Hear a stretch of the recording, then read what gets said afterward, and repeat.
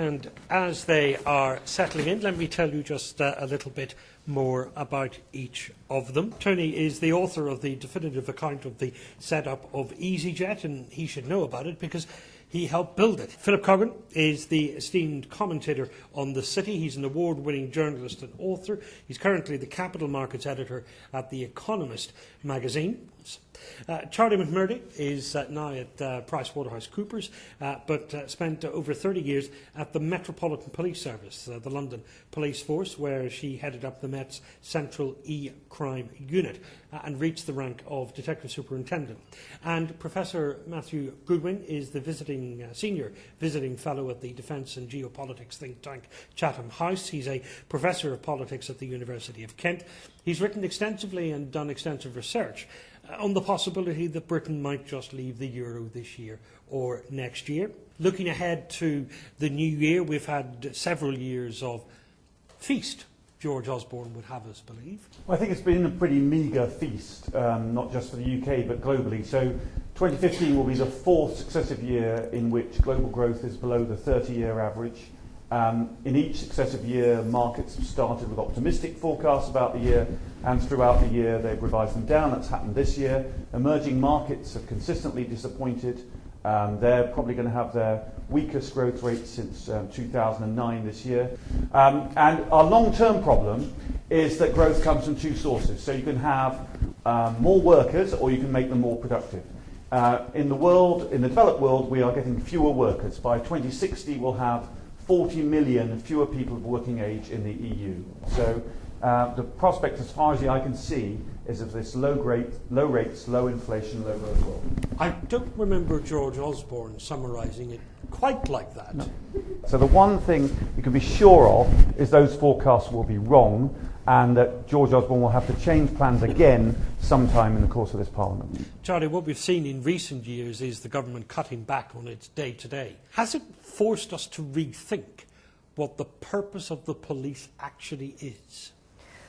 So if I refer specifically to cyber capability, which is a tier 1 threat to our economic well-being in the UK. So law enforcement has a significant problem to actually respond to a number of challenges with providing an appropriate policing response to the scale of what's actually going on. But I think instead of the culture of we have come under attack, give that detail to law enforcement to actually investigate, I think there's more skill set, there's more knowledge, there's more capability actually outside of law enforcement within industry that can be utilised to work in true partnership with law enforcement to provide a better response. Let's actually work together with industry and policing coming together to provide a better, more joined up response. Okay, thank you.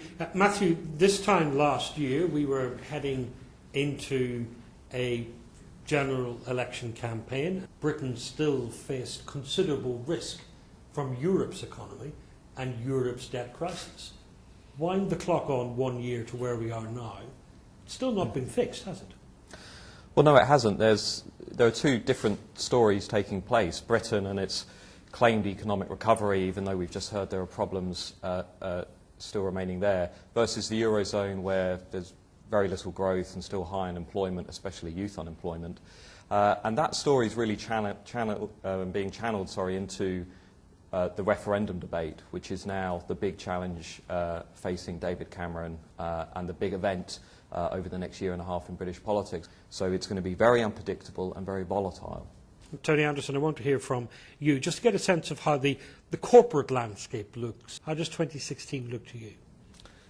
Listen, Declan, I'm an optimist. I've got 4 kids. I have to be an optimist because I want them to have a bright future.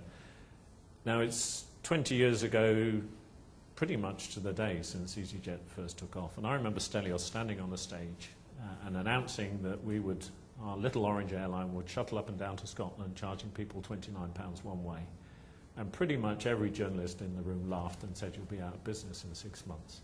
Well, I think the only thing about the future, which we know for sure, is that there will be things happen that we don't currently know about and that will surprise us.